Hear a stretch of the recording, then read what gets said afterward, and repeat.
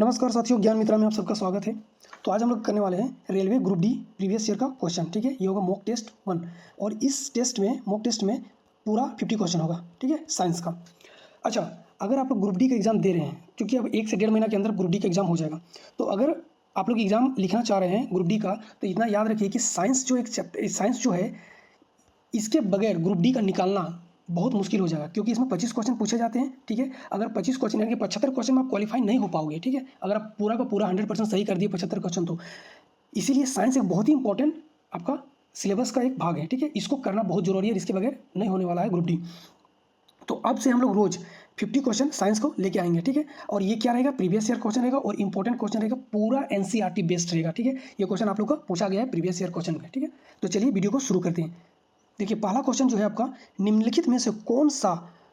अच्छा, एक बात कि जब हम पिछले बार ग्रुप डी का करवा रहे थे, तो उसमें क्या था कि बहुत सारे बच्चे का कमेंट था कि इंग्लिश में भी दीजिए, क्योंकि बहुत को हिंदी उतना अच्छा समझ नहीं आता, तो कोई हिंदी वर्ड बहुत टफ होता है। ठीक है, तो इसलिए हम हिंदी और इंग्लिश बाइलिंगुअल में लाएंगे। हर जितने भी मॉक टेस्ट करवाएंगे सब बाइलिंगुअल में रहेगा। ठीक है, चलिए, निम्नलिखित में से कौन सा कारक मुख्य रूप से परमाणु के आकार को निर्धारित करता है। तो अच्छा, ये रहा परमाणु, इसके अंदर में न्यूक्लियस। ठीक है, अब इसका आकार, कोई परमाणु इस तरह से है, अब कोई परमाणु इतना बड़ा है, अब कोई परमाणु इतना बड़ा हो जाता है। ठीक है, तो इसका आकार निर्धारित कैसे होता है ये बताइए।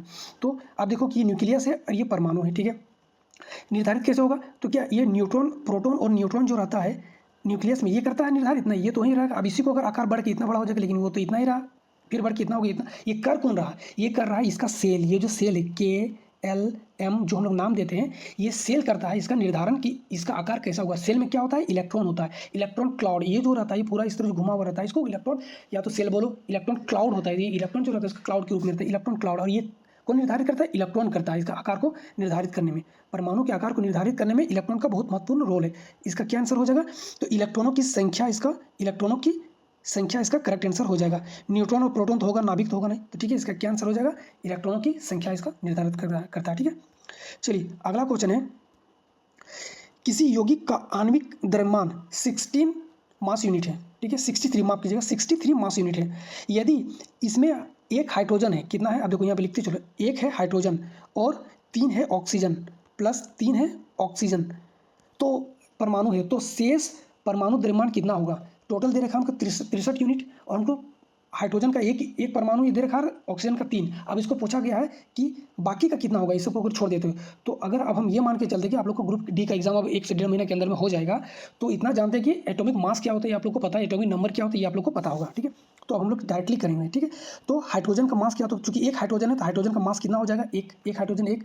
ठीक है, अच्छा यहाँ पे देखो ऑक्सीजन कितना है, ऑक्सीजन है 3 है, तो प्लस 3 इंटू ऑक्सीजन का मास कितना होता है, 16 होता है, तो 16 या 48 और 49।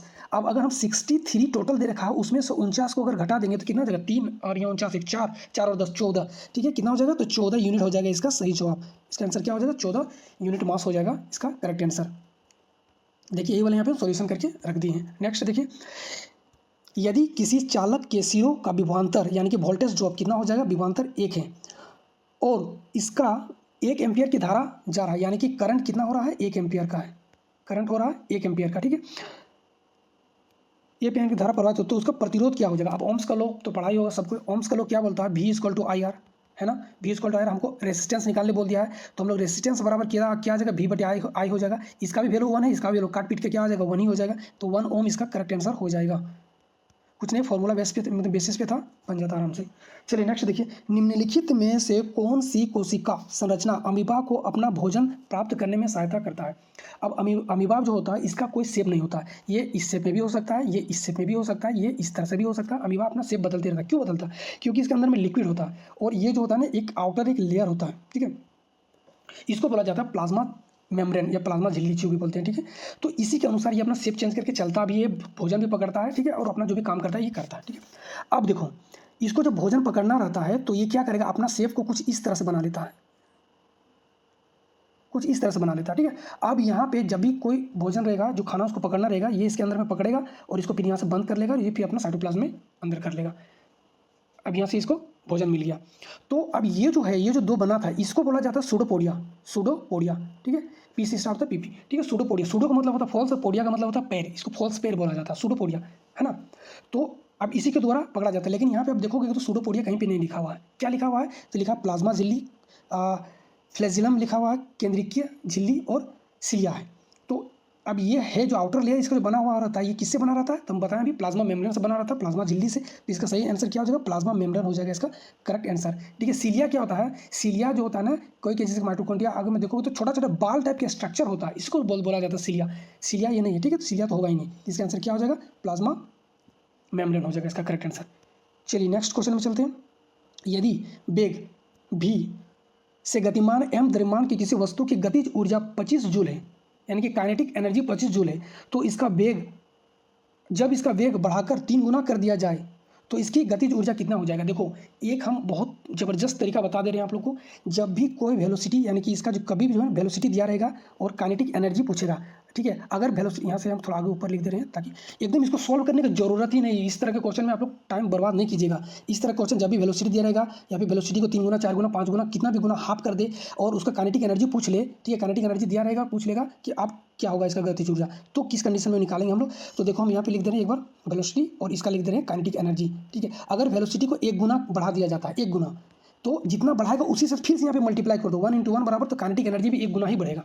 अगर वेलोसिटी को 2 गुना किया जा रहा है तो इसको क्या करेंगे हम लोग? फिर से 2 से ही मल्टीप्लाई कर देंगे, जितना गुना करेगा उतना ही मल्टीप्लाई कर देंगे, 2 दुगुनी, तो काइनेटिक एनर्जी 4 गुना बढ़ जाएगा। अगर वेलोसिटी 3 गुना दे रहा है तो 3 से मल्टीप्लाई कर देंगे, 3 × 3 = 9 गुना हो जाएगा। अगर वेलोसिटी को 4 गुना कर दिया रहा है तो इसको 4 से मल्टीप्लाई कर देंगे, तो 4 × 4 = 16 गुना बढ़ जाएगा काइनेटिक एनर्जी। इसी तरह से अगर हम लोग वेलोसिटी को हाफ कर दे रहे हैं, आधा कर दे रहे हैं, तो इसको हाफ से फिर गुना कर दो, तो 2 दुगुनी 4, यानी कि 1/4 गुना हो जाएगा काइनेटिक एनर्जी। यहाँ तक समझ में आ गया?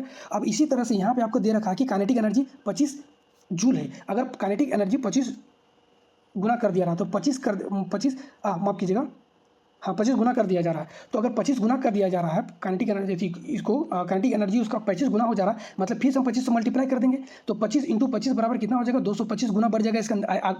अब की बार जो काइनेटिक एनर्जी आएगा वो कितना हो जाएगा? 225 गुना हो जाएगा। यानी कि ये जो हम लोग लिख रहे हैं, ये काइनेटिक एनर्जी 1 है, ये काइनेटिक एनर्जी 2 है।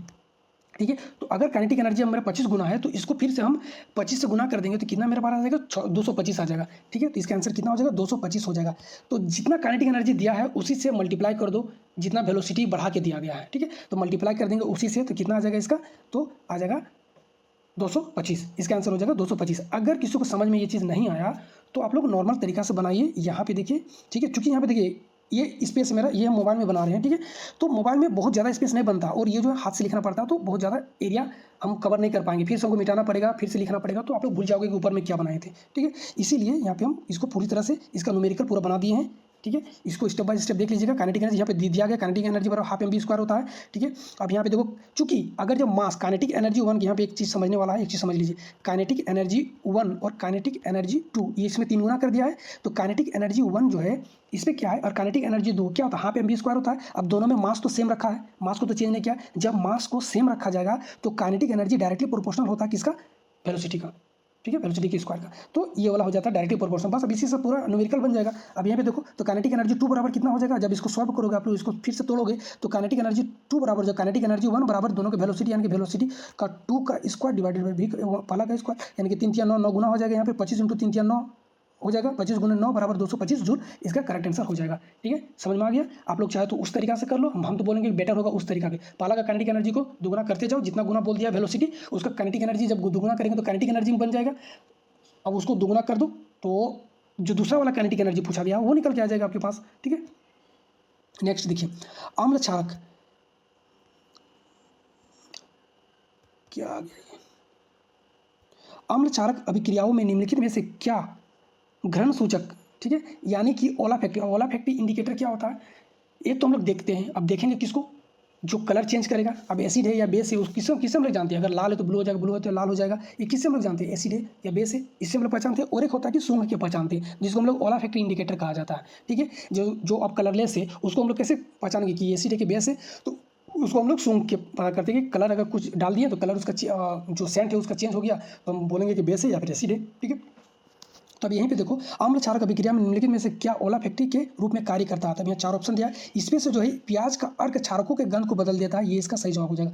जो प्याज का जो अर्क होता है वो क्षारक में जब डालोगे, यानी कि बेस में जब डालोगे उसको, तो उसका गंध को चेंज कर देगा, तो हम लोग समझ में आ जाएगा कि ये क्षार था। ठीक है, इसका आंसर हो जाएगा सी नंबर का। चलिए नेक्स्ट देखिए, जैविक आवर्धन यानी कि बायोमैग्निफिकेशन द्वारा पीड़कनाशक, जो हम लोग डीडीटी जो छिड़काते हैं, पीड़कनाशक जो कीटाणु मारने के लिए जो हम लोग छिड़काया जाता है, कि अधिकतम सांद्रता किस पोषण स्तर पे पाया जाता है, ये हम बता चुके हैं। इससे भी पहले जो मेरा साइंस में जो भी करवाए हैं उस पर यहाँ पे जाके देखोगे तो इसको अब हम लोग को पता है कि जो फूड चेन है, ठीक है, फूड चेन लेयर होता है इसमें, ठीक है। सबसे पहले तो प्रोड्यूसर हो गया, सबसे पहले तो प्रोड्यूसर हो गया। प्रोड्यूसर क्या करता है कि वो बनाता है, जैसे पेड़ पौधे हो गया, घास वास हो गया, ये सब क्या हो गया, प्रोड्यूसर हो गया। ये सूर्य के प्रकाश से अपना खाना खुद बनाता है। उसके बाद आता है प्रारंभिक उपभोक्ता जिसको बोलते हैं, ठीक है, जिसको हम लोग प्रारंभिक कंज्यूमर बोला जाता है। ये शाकाहारी होता है, ठीक है। ये होता है क्या, जो नॉर्मल जो आप लोग गाय भैंस देख रहे हैं, जो बकरी वकरी होता है, ये सब हो गया प्रारंभिक उपभोक्ता। उसके बाद आता है द्वितीयक उपभोक्ता, जो ये प्रारंभिक उपभोक्ता को खाता है। ये मांसाहारी कार्निवोरस होता है, ठीक है, ठीक है, ये मांसाहारी होता है। तो ये हो गया कार्निवोरस, ये होगा द्वितीयक उपभोक्ता। अब तृतीयक उपभोक्ता क्या होता है, जो मांसाहारी को भी खा जाता है, यानी कि सुपर मांसाहारी, शाकाहारी को तो खाता है, ये मांसाहारी को भी खा जाता है। इसको हम लोग बोलते हैं सुपर कार्निवोरस बोला जाता है। और ये तृतीयक होता है और सबसे ज़्यादा इसी में देखा जाता है। और इसका आंसर क्या हो जाएगा, तृतीयक उपभोक्ता, ये इसका करेक्ट आंसर हो जाएगा। तृतीयक उपभोक्ता में सबसे ज़्यादा पीड़कनाशियों की अधिकतर सांद्रता देखा जाता है। कहाँ पे, तृतीयक उपभोक्ता में। चलिए नेक्स्ट देखिए, महिलाओं में निषेचन अगर फर्टिलाइजेशन सामान्यतः जनन तंत्र के किस भाग में होता है। सबको पता है, कई बार एग्जाम में पूछ चुका है, कहाँ पे होता है, फेलोपियन ट्यूब में होता है। गर्भाशय में नहीं होता निषेचन, याद रखना, गर्भाशय में नहीं होता है। इस तरह से गर्भाशय रहता है, गर्भाशय से इस तरह से 2 ट्यूब निकला हुआ रहता है, इसको बोला जाता है फेलोपियन ट्यूब, ठीक है, इस तरह से रहता है। तो ये जो ट्यूब होता है फेलोपियन ट्यूब, इसी फेलोपियन ट्यूब में जो निषेचन होता है, फर्टिलाइजेशन, उसके बाद यहाँ पे गर्भाशय की दीवार में आके चिपक जाता है, फिर यहाँ से पूरा बेबी बनता है ना। चलिए नेक्स्ट देखिए, एक समान त्वरण के लिए VT ग्राफ के संबंध में निम्नलिखित में से कौन सा कथन सही नहीं है। यहाँ पे सही नहीं है बोला, एक समान VT ग्राफ। अब अगर हम वेलोसिटी टाइम का अगर ग्राफ बनाते हैं और एक समान त्वरण एक्सेलरेशन किस हो जाएगा, एकदम स्ट्रेट लाइन में होगा, ठीक है। अब इसी को ध्यान में रखिए। अब यहाँ पे ऑप्शन को पढ़िए, VT ग्राफ के नीचे का क्षेत्रफल विस्थापन होता है, जो कि सही है, यहाँ पे हमको नहीं बोला है। VT ग्राफ की प्रवणता नियत रहता है, बिल्कुल नियत रहता है, तभी तो स्ट्रेट लाइन बनता है ना। VT ग्राफ का सदैव वक्र होता है, क्या वक्र ये जो बना है, ये वक्र तो नहीं बना, ये तो स्ट्रेट लाइन में बना है। तो इसका आंसर क्या हो जाएगा, सी नंबर का। यही यहाँ पे गलत पूछ दिया है। चलिए अगला क्वेश्चन है, यदि मुख्य अक्ष के समांतर प्रकाश की कई किरणें एक उत्तल लेंस, ठीक है, उत्तल लेंस पर पड़ रही है, तो अपवर्तित किरणों के संबंध में निम्नलिखित में से कौन सा कथन सही है। अब अगर स्ट्रेट में पड़ रहा तो कहाँ पे बनेगा, ये वाला पूछा गया है। तो वे लेंस के दूरी और, इसको थोड़ा ऊपर करते हैं, वे लेंस की दूरी और एक बिंदु मुख्य फोकस पर अभिलंब होगा, ठीक है। तो जब भी इस तरह से आएगा और ये इसके पैरेलल आएगा तो कहाँ पे बनेगा, ये मुख्य फोकस पे बन जाएगा। यहाँ पे मुख्य फोकस है, ठीक है, यहाँ पे मुख्य फोकस पे बनेगा। इसका ए नंबर का ही सही हो जाएगा। देखो बी में क्या हो, वे अनंत पर बनेगा, बिल्कुल गलत हो जाएगा।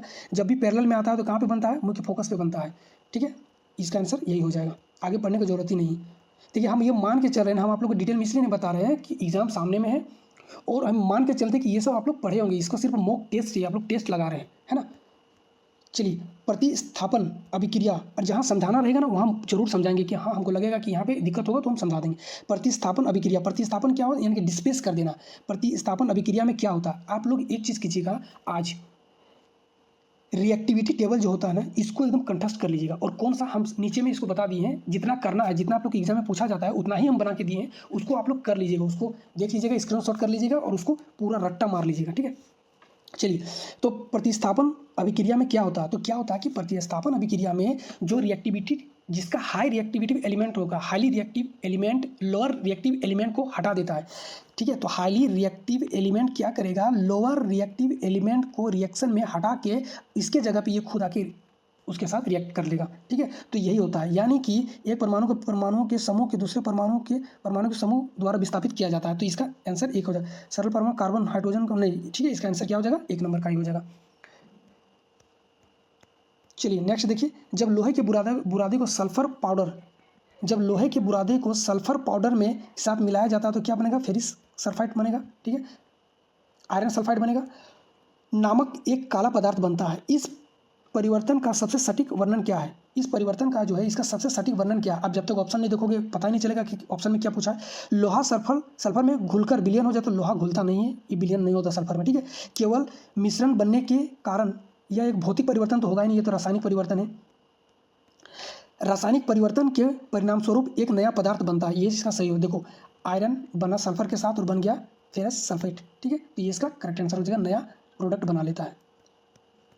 चलिए नेक्स्ट है, यदि प्रकाश की तरंग दैर्घ्य, क्या बोला है, यदि प्रकाश की तरंग दैर्घ्य 600 नैनोमीटर है और प्रकाश की चाल 3 × 10⁸ मीटर पर सेकंड है। अब देखो यहाँ पे मीटर में दे रखा है, यहाँ पे नैनोमीटर में दे रखा है। सबसे पहले काम यही करना है, देखना है कि कहीं पे यूनिट, पहले देखो यूनिट सेम है कि नहीं, यहाँ तो यूनिट सेम नहीं है तो चेंज करना पड़ेगा, ठीक है।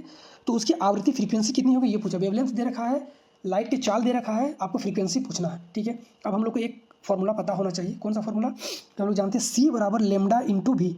अब कई बच्चे बोलते हैं भी को वेलोसिटी नहीं है, यहाँ पे फ्रीक्वेंसी है, ठीक है। कोई F बोलता है, कोई भी बोलता है, ठीक है। तो स्टैंडर्ड बुक में इसको भी लिखा गया है ना। आप लोग F मान के चलो, भी मान के चलो, हम भी मान के चलते हैं, कोई बात नहीं, ठीक है। तो C बराबर क्या होता है, लेमडा ये हो गया वेवलेंथ इंटू भी ये हो गया फ्रीक्वेंसी, ठीक है, लिख लेना। इसी को हम F में ब्रैकेट में F कर दे रहे हैं, फ्रीक्वेंसी।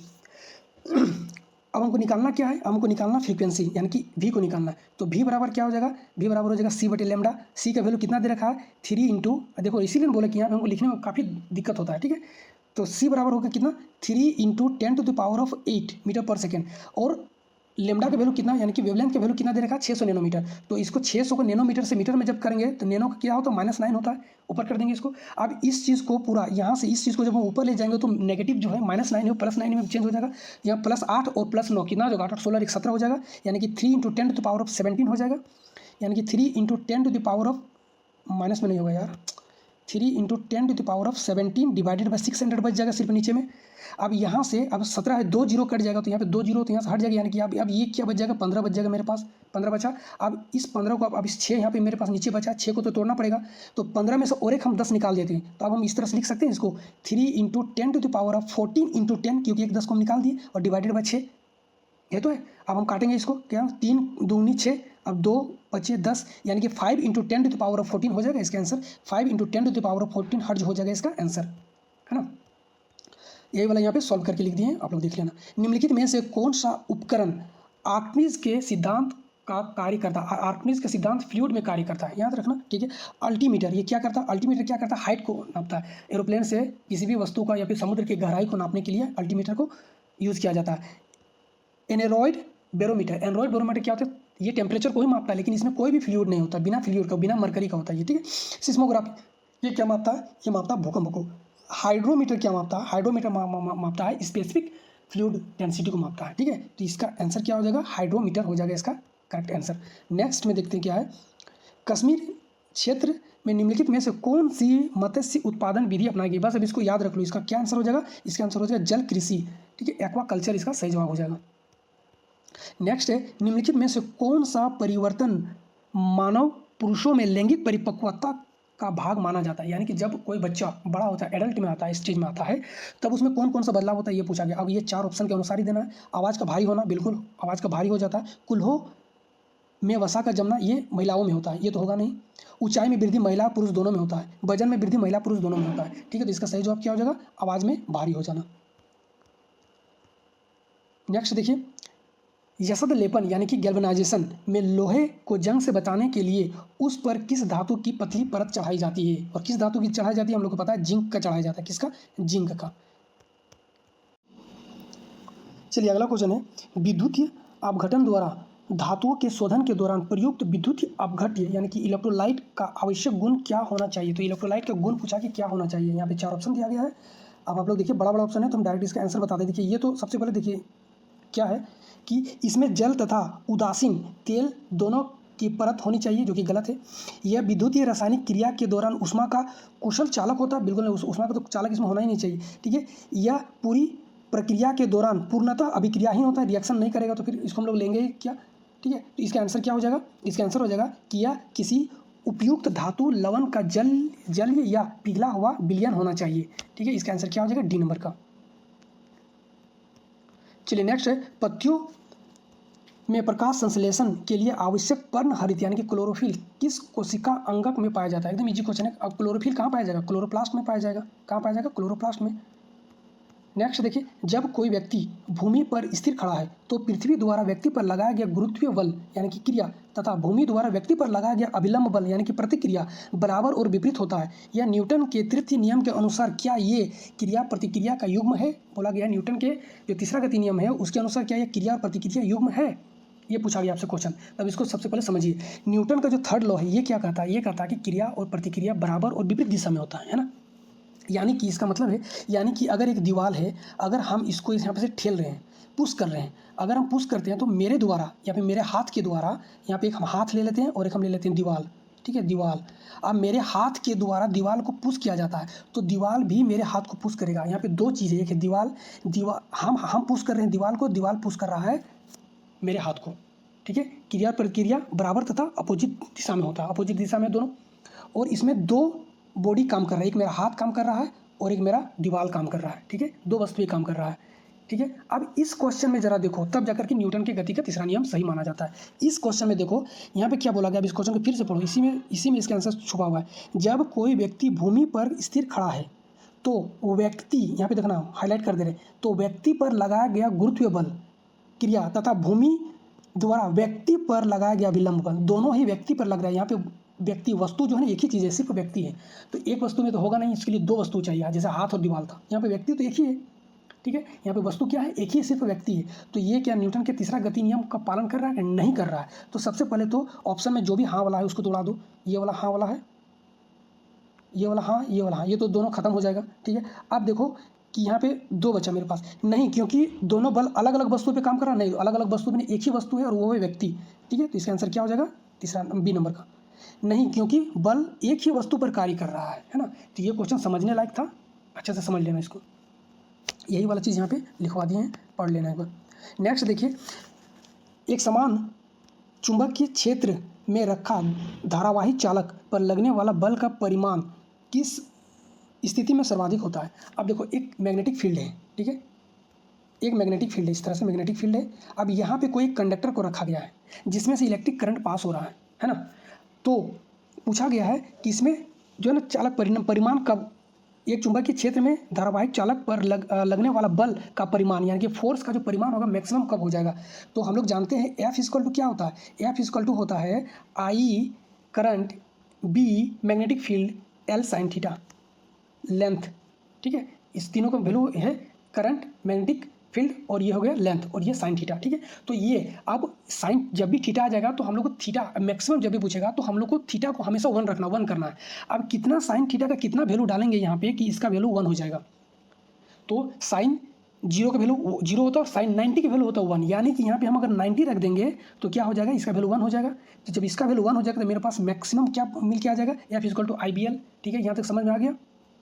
तो हम लोग क्या रखेंगे, साइन थीटा का वैल्यू 90 डिग्री रखेंगे जब धारा और चुंबकीय क्षेत्र एक दूसरे के लंबवत हो, और यही लंबवत कब होता है, जब ये 90 डिग्री पे होता है, और यही इसका सही जवाब भी हो जाएगा, तब इसका मैक्सिमम हम लोग को फोर्स मिलेगा, ठीक है ना। चलो यहाँ पे ये चीज़ लिख दिए हैं, एक बार देख लेना आप लोग। चलिए अगला क्वेश्चन है, एक वस्तु को 40 सेंटीमीटर फोकस दूरी वाले एक उत्तल लेंस के बाईं और 80 सेंटीमीटर की दूरी पर रखा गया है, ठीक है।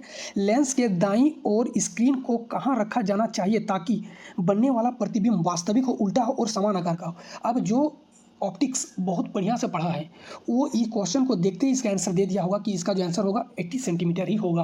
क्यों, क्योंकि वस्तु की दूरी 80 सेंटीमीटर पे है और बोल दिया कि इमेज जो बनेगा उसका वो 80 सेंटीमीटर पे ही बनेगा। ये तो बता दिया गया कि समान आकार का है, यानी कि समान जो वस्तु का आकार का है वही समान आकार का, तो 80 सेंटीमीटर पे ही बनेगा। अब जो दिमाग लगाएगा वो तुरंत बना के इसको निकल गया होगा, और जो दिमाग नहीं लगाया होगा इसका आंसर हो जाएगा लेंस से 80 सेंटीमीटर की दूरी पे राइट साइड पे बनेगा, है ना। और तो जिसको नहीं समझ में आया तो इसको यहाँ पे आप इसका न्यूमेरिकल देख सकते हैं, यहाँ पे सब गिवन दे देगा, भी हमको निकालना है, यू का वैल्यू दे रखा वस्तु का, फोकस दे ही दिया है। अब लेंस फॉर्मूला क्या होता है, 1/f बराबर 1/v माइनस 1/u होता है। इसको यहाँ पे पुट करते चलो, सबका वैल्यू रखते चलो, यहाँ पे 80 सेंटीमीटर आपको निकल के आ जाएगा, पॉजिटिव में बनेगा। एक चीज़ याद रख लो, लेंस हो या फिर दर्पण हो, मिरर हो, इस तरफ जो भी रहेगा, इस तरफ जो भी रहेगा वो सब पॉजिटिव, वो सब हम लोग नेगेटिव में लेते हैं, और लेंस के इस तरफ या फिर मिरर के इस तरफ जो कुछ भी रहेगा उसको सबको हम लोग पॉजिटिव में लेते हैं, ठीक है, याद रखना। अब ये जो बन रहा है ये लेंस के इस तरफ बन रहा है, तो इस तरफ जब बनेगा तो हम लोग क्या लेंगे, पॉजिटिव में लेंगे, तो 80 सेंटीमीटर प्लस में आएगा, है ना। चलो नेक्स्ट है, निम्नलिखित पौधों को उसके बीज परिक्षेपण यानी कि सीड डिस्पर्सल के सही तरीकों से सुमेलित करना। अच्छा, मिलाने के लिए दिया है, सही तरीका से मिलाना। अच्छा, डिस्पर्सन का मतलब क्या होता है कि जैसे कि एक पौधा है, ठीक है, अब एक प्लांट है, अब इस प्लांट में जब फूल आया या फिर फल आया तो उसका जो बीज है उस बीज को यहाँ इसके वास्तविक जगह पे ना हो करके कहीं डिस्पर्स हो करके कहीं दूर जा करके कई किलोमीटर तक दूर चला जाता है ये, और वहाँ पे इसका बीज जाके गिरता है और ये नया पौधा जन्म लेता है। तो इसी को सीड डिस्पर्सल कहा जाता है ना। ये समझ में आ गया। तो इसका कई तरीका होता है और हम ये चीज़ ऑलरेडी बहुत ही अच्छा से हम जो पहले जो हम क्लास करवाए हैं साइंस का, उस पर हम बहुत अच्छा से हम इसको समझा के बना दिए बताए हैं। ठीक है, एक बार देख लेना उसको। तो देखिए यहाँ पे कॉलम ए कॉलम बी दे रखा है। सबसे पहले डंडेलियन। डंडेलियन क्या होता है? ये होता है कि आप लोग देखे होंगे जब ग्राउंड में खेलते होंगे, छत पे डालते होंगे, तो कुछ व्हाइट व्हाइट टाइप का एक रुई टाइप का उड़ता हुआ नजर आता है। जब उसको पकड़ोगे तो एक देखना छोटा सा बीज टाइप करेगा और इस तरह से उड़ रेसा रेसा टाइप का बना जो उड़ाता है इसको, इसी को डंडेलियन बोला जाता है। और ये किसके कारण उड़ रहा है? तो किसके कारण हो रहा है? तो ये हो रहा है पवन के कारण, वाइन के कारण। ठीक है, कमल पानी जल, ये तो देखने से पता चल जा रहा है। आम आम हम लोग खाते हैं, जंतुओं के द्वारा खा के एक जगह से दूसरी जगह ले जाया जाता है। अब हम आम खरीद के लाएं कहाँ से? बंगाल से। अब हम ले गए इसको कहाँ? दिल्ली। तो अब आम खाएं और फेंक दिए वहाँ पे, तो बंगाल का पेड़ अब दिल्ली में उग गया, है ना। तो ये हो गया आम कहाँ के? जंतुओं के द्वारा। अब केर, ये क्या किसके होता है? विस्फोट के द्वारा होता है। ठीक है, तो ये इसका सही मिलान हो जाएगा, यानी कि एक का हो जाएगा 3, 2 का हो जाएगा ए, एक का 3, 2 का ए। देखो तो कहाँ पे है? एक का 3, 2 का 1 ना, तो एक का 3, 2 का ए, ये बी नंबर इसका सही जवाब हो जाएगा। ठीक है, 4 का बी। ठीक है, ये हो जाएगा इसका सही जवाब। नेक्स्ट देखो, निम्नलिखित में से कौन सा कथन हरित लवक क्लोरोप्लास्ट और माइटोकॉन्ड्रिया के बीच समानता को दर्शाता है? अब देखो ऑप्शन जब तक नहीं पढ़ोगे इसको समझ में नहीं आएगा कि क्या समानता दे रखा है। दोनों प्रकाश संश्लेषण करता है? नहीं, माइटोकॉन्ड्रिया नहीं करता है। दोनों में क्लोरोफिल होता है? माइटोकॉन्ड्रिया में नहीं होता। दोनों श्वसन करता है? दोनों गलत, ये गलत है। इसका एक ही आंसर हो जाएगा, दोनों में अपना स्वयं का डीएनए और 70s राइबोसोम होता है। ये इसका सही जवाब हो जाएगा, कौन? डी नंबर का, है ना। नेक्स्ट देखिए, कॉपर सल्फेट विलयन में लोहे की कील डुबोने पर उसका नीला रंग। आप देखो कॉपर सल्फेट यानी कि CuSO4, ये किस नाम से जाना जाता है हम लोग? इसको हम लोग जानते हैं नीला थोथा, नीला थोथा के नाम से, थोथा, जिसको हम लोग ब्लू विट्रियोल कहा जाता है। ठीक है, अब जब ब्लू विट्रियोल में जब हम कील डुबाते हैं लोहा का, तो उसका जो नीला रंग है वो फीका पड़ने लगता है। ये क्यों होता है? बस उसी कारण होता है, रिएक्टिविटी टेबल के कारण। रिएक्टिविटी टेबल करो, देखो जो कॉपर जो होता है ना, लोहा जो होता है ये कॉपर से ज़्यादा रिएक्टिव होता है। तो लोहा क्या करता है, जैसे इसमें डुबाते हैं तो इसका रंग को, कॉपर को भी डिस्प्लेस करना शुरू कर देता है। ठीक है, और कॉपर की जगह पे खुद होकर के फेरस सल्फेट बना लेता है, CuSO4 बना लेता है ना। तो क्या होता है? कॉपर सल्फेट विघटित हो जाता है, तांबा घुल जाता है, कॉपर सल्फेट आयरन सल्फेट में परिवर्तित हो, आयरन सल्फेट, तो ये क्या हो जाएगा? तो कॉपर सल्फेट जो होगा वो आयरन सल्फेट में परिवर्तित हो जाता है। ठीक है, यहाँ पे देखो इसका रिएक्शन, कॉपर सल्फेट जो है ये आयरन सल्फेट में परिवर्तित हो जाता है। ये जो आयरन है ये कॉपर से ज़्यादा रिएक्टिव है, कॉपर को हटा के कॉपर को बाहर निकाल देता है ना। अब देखो यहाँ पे हम बहुत ही अच्छे से, जितना आप लोग को ज़रूरत है उतना ही इसमें दिया गया है। बाकी इतना पहले कर लो और इसके बाद भी अगर आप लोग को लगेगा तो फिर कर लेना आगे भी। यूट्यूब में गूगल में बहुत सारी इमेज में जाकर सर्च करना, बहुत सारा मिल जाएगा आप लोग को, है ना। तो देखिए सबसे ज़्यादा रिएक्टिव होता है पोटेशियम, और ये डिक्रीजिंग ऑर्डर में, पोटेशियम, फिर होता है सोडियम, फिर कैल्शियम, फिर मैग्नीशियम, फिर aluminium, zinc, iron, tin, lead, copper, silver. ठीक है, तब देखो आयरन है यहाँ पे। अब इसी क्वेश्चन में देख लो कि आयरन दे रखा है कहाँ पे? आयरन दे रखा तुम्हारा कहाँ गया? आयरन दे रखा है यहाँ पे, यानी कि रिएक्टिविटी टेबल में ये ऊपर में, और कॉपर यहाँ पे नीचे में, यानी कि इसका रिएक्टिविटी कम होगा आयरन की तुलना में, तो आयरन इसको डिस्प्लेस कर देता है ना। चलिए नेक्स्ट देखिए, किसी क्षण चुंबक के चारों ओर लोह चूर्ण से बना पैटर्न क्या दर्शाता है? क्या दर्शाएगा? अब एक चुंबक है, अब जिस तरह से पैटर्न बनता है उसको मैग्नेटिक फील्ड को दर्शाता है, यानी कि विद्युत होगा नहीं, स्थित होगा नहीं, गुरुत्वीय चुंबक की क्षेत्र रेखा को दिखाता है। ठीक है,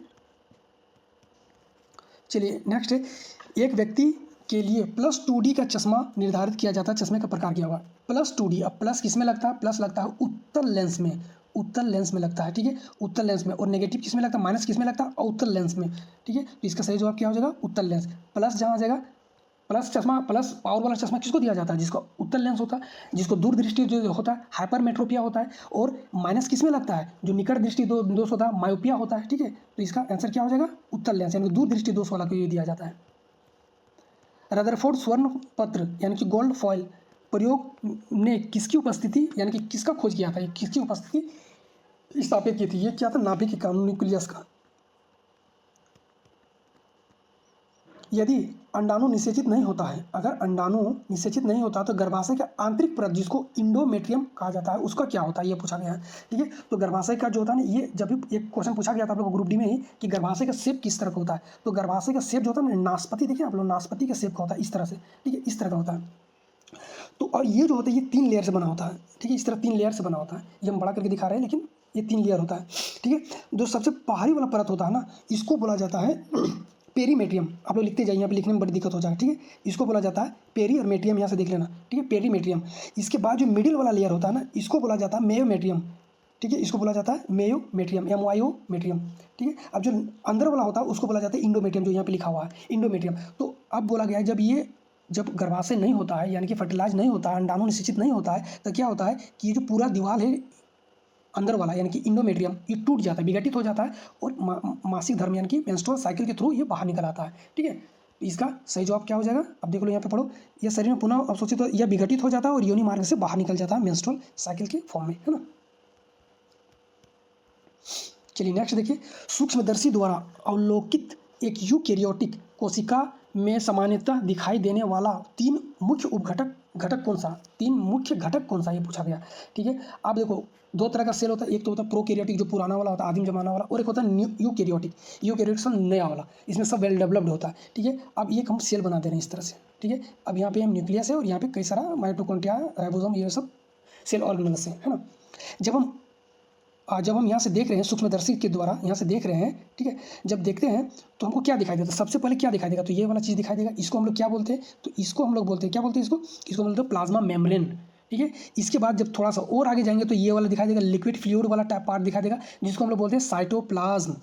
फिर इसके थोड़ा सा और आगे जाएंगे तो हम लोग क्या दिखाई देगा, ये वाला दिखाई देगा, बड़ा वाला पोर्सन न्यूक्लियस, ठीक है। ये तीन चीज़ दिखाई देता है हम लोग को, क्या, तो सबसे पहले हम लोग को क्या दिखाई देगा, सबसे पहले दिखाई देगा प्लाज्मा मेम्ब्रेन, फिर साइटोप्लाज्म, फिर न्यूक्लियस। अब देख लो ये तीनों कहाँ पे लिखा हुआ है, प्लाज्मा मेम्ब्रेन, तो देखो प्लाज्मा मेम्ब्रेन, केंद्रक और साइटोप्लाज्म, ये तीनों चीज़ दिखाई देगा और इसका डी नंबर का सही हो जाएगा, है ना।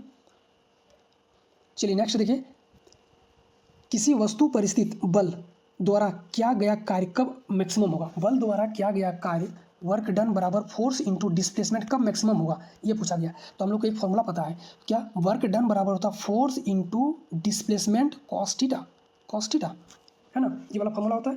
तो अब बोला गया है कि ये जो वर्क डन ये मैक्सिमम कब होगा, जब इसका वैल्यू 1 हो जाएगा, क्योंकि जब आप लोग साइन थीटा कॉस जब पढ़ते हो तो सबसे मैक्सिमम वैल्यू क्या होता है, 1 ही होता है। अब जब इसको हम लोग 1 कर देंगे तो सब मैक्सिमम हो जाएगा। अब ये 1 कब होता है, कॉस 1 होगा जब 0 डिग्री इसको रखेंगे हम लोग, कॉस 0 डिग्री का वैल्यू क्या होता है, 1 होता है। तो जब 0 डिग्री हम लोग रखते हैं तो इसका वैल्यू, इसीलिए जब हम लोग इसको 0 डिग्री रखते हैं तो इसका वैल्यू 1 हो जाता है। तो हम लोग नॉर्मली हम लोग इसको लिखते हैं वर्क डन बराबर फोर्स इंटू डिस्प्लेसमेंट, क्योंकि हम लोग मान के चलते हैं कि जो वस्तु है ये मैक्सिमम डिस्प्लेसमेंट करेगा, ये इसमें है, ठीक है, मैक्सिमम फोर्स में, ठीक है। अब देखो यहाँ पे कोई वस्तु है, अब जब हम इसको इस ओर ठेल रहे हैं, इस डायरेक्शन में हम लोग जब फोर्स लगा रहे हैं और अगर डिस्प्लेसमेंट भी इसी डायरेक्शन में हो गया, तो हम लोग बोलेंगे कि हाँ जो वर्क हम लोग किए वो मैक्सिमम किए, यानी कि जो वर्क डन हुआ वो हुआ मैक्सिमम हुआ, ठीक है। ये हम लोग को जानते हैं। तो जिस डायरेक्शन में फोर्स दिए उसी डायरेक्शन में डिस्प्लेसमेंट हो गया, यानी कि अब अगर हम फोर्स इस डायरेक्शन में दे रहे हैं और इसी डायरेक्शन में डिस्प्लेसमेंट भी हो गया, फोर्स इस डायरेक्शन में दिए और डिस्प्लेसमेंट भी इसी डायरेक्शन में हो गया, यानी कि इसका एंगल कितना बना, 0 डिग्री, कोई एंगल नहीं बना। अगर इसका ऑपोजिट होता तो 180 डिग्री बनता, ठीक है, लेकिन यहाँ तो 0 डिग्री बन रहा है। अब 0 डिग्री ही यहाँ पे होता है, तो अब देख लो यहाँ पे कौन वाला है, 45 डिग्री तो होने से रहा। जब वह विस्थापित के लंबवत होता 90 डिग्री भी नहीं होगा, कितना होगा, 0 डिग्री। जब बल विस्थापन की दिशा में हो, बिल्कुल यही सही हो जाएगा। देखो जब बल और विस्थापन दोनों एक ही दिशा में हो, हम बताएं कि यहाँ पर वस्तु को जब पुश करेंगे विस्थापन भी इधर ही होगा तो ये होगा मैक्सिमम। तो जब बल और विस्थापन दोनों सेम डायरेक्शन में होगा, इसका सी नंबर का सही जवाब हो जाएगा, है ना। चलिए अगला क्वेश्चन है, एक कार एक समान वेग v से चलती है, इसके वेग समय यानी कि VT ग्राफ के बारे में निम्नलिखित में से कौन सा कथन सही है, यहाँ पे सही पूछा गया, ठीक है। तो जब हम लोग VT ग्राफ बनाते हैं और एक समान एक्सेलरेशन, तो एक समान वेग के साथ एक्सेलरेशन, तो इस तरह का ग्राफ आ जाएगा इसका, ठीक है। ग्राफ का ढलान बराबर वेग होगा, क्या ग्राफ का ढलान बराबर वेग होगा, इसको हटाते हैं, ठीक है। ग्राफ का ढलान बराबर वेग होगा, ग्राफ केवल मूल बिंदु से होकर गुजरेगी, मूल बिंदु मतलब देखो ग्राफ केवल मूल बिंदु से होकर के गुजरेगी, मतलब जहाँ पे वेलोसिटी है उधर से गुजरेगा, ओरिजिन से गुजरेगा नहीं, ये गलत हो जाएगा, ठीक है। ग्राफ का ढलान बराबर 0, हाँ ये सही हो जाएगा। तो ग्राफ का ढलान बराबर 0 हो जाएगा, ग्राफ का ढलान बिल्कुल भी नहीं होगा, स्ट्रेट लाइन में होगा, ठीक है। ये इसका सही जवाब हो जाएगा, ग्राफ का ढलान बराबर 0 यहाँ पे हो जाएगा इसका सही जवाब। ग्राफ बराबर ढलान बराबर विस्थापन, ग्राफ का ढलान बराबर विस्थापन गलत हो जाएगा। चलिए नेक्स्ट देखिए, निम्नलिखित में से किस स्थिति में गर्भधारण की संभावना सबसे कम होती है। अच्छा, किस स्थिति में गर्भधारण की संभावना सबसे कम होती है। अब देखो यहाँ पे 4 ऑप्शन दे रखा है, अब इसको ऑप्शन के अनुसार ही हम लोग बताएंगे, ठीक है। शुक्राणु गर्भाशय में अंडाणु से मिल जाता तब तो गर्भधारण हो जाएगा, ये तो होगा नहीं। निषेचित अंडवाहिनी यानी कि फ्लोपियन ट्यूब में निषेचन हो जाता तब होगा, तो ये भी तो होगा नहीं। अंडाशय में अंडाणु मुक्त नहीं होता, अंडाशय से अंडाणु मुक्त नहीं होगा तब गर्भधारण नहीं होगा। जब अंडाणु ही नहीं आएगा तो गर्भधारण होगा कैसे, नहीं होगा।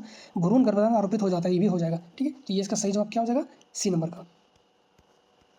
कौन सी राशि घन सेंटीमीटर में मापी जाती है, लो एकदम इजी क्वेश्चन। घन सेंटीमीटर में कौन सी राशि नापी जाती है, तो हम लोग वॉल्यूम को नापते हैं घन सेंटीमीटर में, और सेंटीमीटर स्क्वायर में हम लोग किसको नापते हैं, एरिया को करते हैं, ठीक है। तो घन सेंटीमीटर में दे रखा है यानी कि सेंटीमीटर क्यूब में दे रखा है, तो क्या हम लिखेंगे, वॉल्यूम। मुख्य अक्ष के समानांतर आने वाली प्रकाश किरण अवतल दर्पण से परावर्तन के बाद कहाँ पे बनती है, जब भी मुख्य अक्ष पे आएगा तो अवतल दर्पण परावर्तन के बाद कहाँ पे, मुख्य फोकस पे बनेगा, कहाँ पे बनेगा, मुख्य फोकस पे ही बनता है।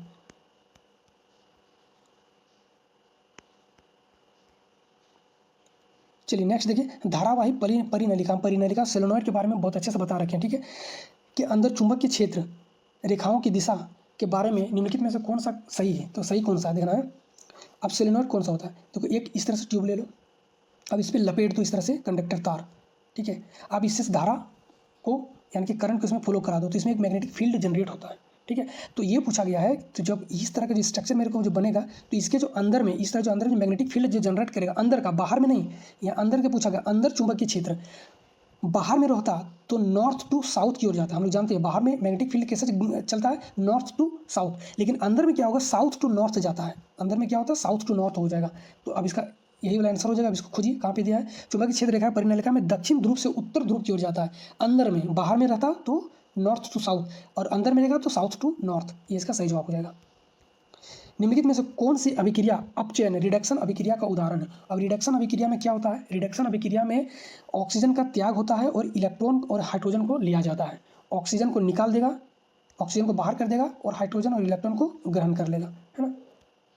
रिडक्शन ऑक्सीजन और ऑक्सीडेशन जस्ट ऑपोजिट, ऑक्सीजन को लिया जाता है और ऑक्सीजन को ग्रहण किया जाता है और इलेक्ट्रॉन को त्याग किया जाता है ना। ये एक सिंपल सिलेक्शन लिख दिए यहाँ पे, आप लोग देख लेना एक बार, ठीक है। अब देखो कि यहाँ पे रिडक्शन है यानी कि ऑक्सीजन को किसमें हट रहा है, देखो यहाँ पे MgO जुड़ गया और यहाँ तो ऑक्सीजन से जुड़ रहा है, ये तो होगा नहीं।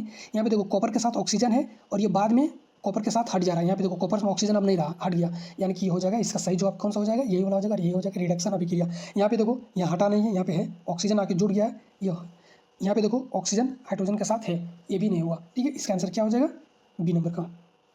यहाँ पे देखो ऑक्सीकरण यानी कि ऑक्सीडेशन और रिडक्शन का लिखा हुआ है, आप लोग एक बार देख लेना अच्छे से। चलिए नेक्स्ट क्वेश्चन है, पर्याप्त मात्रा में भोजन ग्रहण करने के बाद पेट भरने की अनुभूति हमारे शरीर के किस भाग से प्राप्त होता है, यानी किस भाग देता है, कौन सा भाग देता है, तो हम लोग को पता है कि मस्तिष्क देगा यानी कि ब्रेन देगा। अब ब्रेन में भी कौन सा, यहाँ पे तो लिख रहे अग्र पश्च मुख व हृदय, तो देता है कौन सा, ये देता है हमारे मस्तिष्क अग्र यानी कि फोर ब्रेन देगा। और फोर ब्रेन में भी कौन, तो हाइपोथैलेमस देता है, फोर ब्रेन में भी पूछा जाएगा कहाँ पे, तो हाइपोथैलेमस में। चलिए नेक्स्ट क्वेश्चन है, कोशिका जिस जलीय भरण पदार्थ, अब जलीय भरण पदार्थ कौन था, ये साइटोप्लाज्म है, जो यहाँ पर भरा हुआ रहता है लिक्विड फ्लूइड टाइप का, उसको हम लोग बोलते हैं क्या, साइटोप्लाज्म बनी होती है, उसे क्या कहा जाता है, इससे जो बना होता है, ये जो जलीय पदार्थ जो है ये किससे बना होता है, ये बना जाता है साइटोप्लाज्म है। तो साइटोप्लाज्म किससे बनता है, तो साइटोसोल से बनता है, किससे बनता है, साइटोसोल से। नेक्स्ट देखिए, निम्नलिखित में से कौन सा विकल्प अमोनियम सल्फेट के एक अणु में परमाणुओं की कुल संख्या को सही रूप से दर्शाता है। तो पर इसमें पूछा कि परमाणुओं की कितनी संख्या, ये पूछ दिया है, पूर्ण रूप से दर्शा। अब यहाँ पे एटम खोजना है, बहुत ईजी, यहाँ मास नंबर तो निकालने नहीं दिया, सिर्फ एटम बनाना है। तो देखो नाइट्रोजन के 1 है, हाइड्रोजन का 4 है, और फिर ये दोनों को ट्वाइस में कर रखा है। देखो यहाँ पे देखो NH4 का यहाँ पे ट्वाइस है, और फिर SO4 दे रखा है। तो नाइट्रोजन का 1 और हाइड्रोजन का 4 और 1 5, यहाँ अंदर में कितना है, 5 है, 4 और 1 5 हो गया, 5 दूनी 10। ये जब इस तरह से ट्वाइस रहेगा ना, तो टोटल में जितना एटम आएगा उस सबको दुगुना करते हैं, 3 रहता तो 3 गुना करते हैं, 4 रहता तो 4 गुना करते हैं, ठीक है। तो 4 और 1 5, 5 दूनी 10, तो यहाँ आ गया 10 एटम, और यहाँ देखो 4 और 1 5 प्लस 5 एटम, 10 और 5 15 एटम, इसका आंसर कितना हो जाएगा, 15।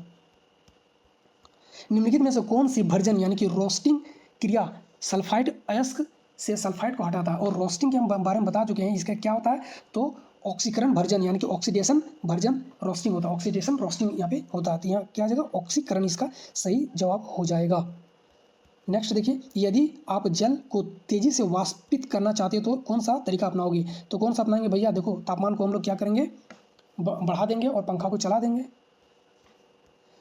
मेगाफोन, लाउड स्पीकर तथा कुछ संगीत वाद्य यंत्रों को एक ट्यूब के साथ शंक्वाकार यानी कि कोनिकल मुख के साथ क्यों बनाया जाता है, क्यों बनाया जाता है? आप देखो, जैसे कि हम लोग जानते थे चोंगा यानी कि लाउड स्पीकर जिसको बोलते थे, ये इस तरह से बनता था, या फिर शहनाई भी इसी तरह से बनता है, ठीक है।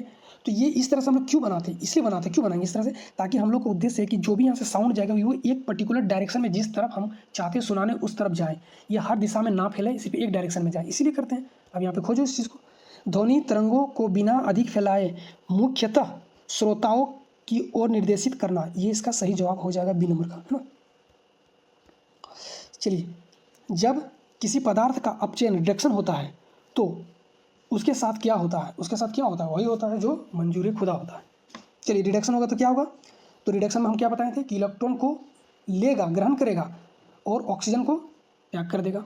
तो इलेक्ट्रॉन त्यागेगा ये तो होगा नहीं, प्रोटॉन हम पहले भी बता चुके हैं कि प्रोटॉन और न्यूट्रॉन को लाना ही नहीं इसमें, ठीक है। ये रिएक्शन से कोई मतलब ही नहीं इसका, रिएक्शन से मतलब सिर्फ इलेक्ट्रॉन का है, ठीक है। ये अधिक अभिक्रियाशील तो का कोई लेना देना नहीं, वह इलेक्ट्रॉन को ग्रहण करता है और ऑक्सीजन को छोड़ता है। तो इसका इलेक्ट्रॉन को ग्रहण करता है, ये इसका सही जवाब हो जाएगा, और ऑक्सीजन को त्याग करेगा, ठीक है। और इसका जस्ट अपोजिट हो जाएगा, ऑक्सीजन को लेगा तो क्या हो जाएगा, ऑक्सीडेशन हो जाएगा। निम्नलिखित कथनों पर विचार कीजिए और सही विकल्प को चुनिए, ठीक है। सही विकल्प को चुनना है। कथन ए और कथन बी दे रखा है। बेकिंग सोडा एक हल्का गैर संचारण यानी कि गैर कोरोसिव क्षारीय अम्ल है, लवण है, माफ कीजिएगा, यानी कि बेस है, तो बिल्कुल ये सही जवाब है। दूसरा में क्या बोला गया है, यह अम्लों को उदासीन कर देता है तथा अमाशय की अम्लता को राहत देता है, ठीक है। यानी कि एसिडिटी जब होता है तो जब हम लोग बेकिंग सोडा जैसे चीज़ों को लेते हैं, बेकिंग सोडा हो गया, उसको जब हम लोग लेते हैं तो हम लोग का एसिडिटी खत्म हो जाता है, ये भी सही है, ठीक है। क्योंकि एसिड है तो बेस हम लोग को चाहिए, बेस क्या है, तो बेकिंग सोडा, तो ये दोनों ही सही हो जाएगा। अब देखो कि दोनों सही किसमें है, ए और बी दोनों कथन सही है, ये पहला में ही दे रखा है ना। चलिए अगला चलते हैं।